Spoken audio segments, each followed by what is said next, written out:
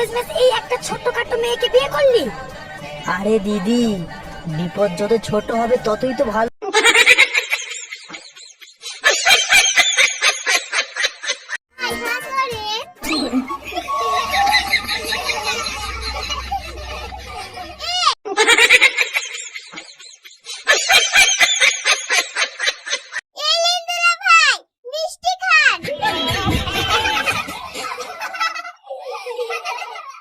এই মিষ্টি খাওয়ানো অনেক ভাই। তুই আমার সঙ্গে বিড়ি খেতে যাবি কিনা বল। যদি না যাস তাহলে আমাকে বিড়ির প্যাকেটটা দিয়ে দে। বাড়িতে বসে টিভি দেখে দেখে বিড়ি খাবো আমি।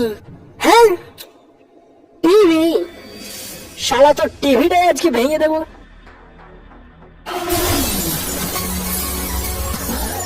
টিভি ভেঙে গেছে, এবার বিড়ি দে। বললো আমি করবো না।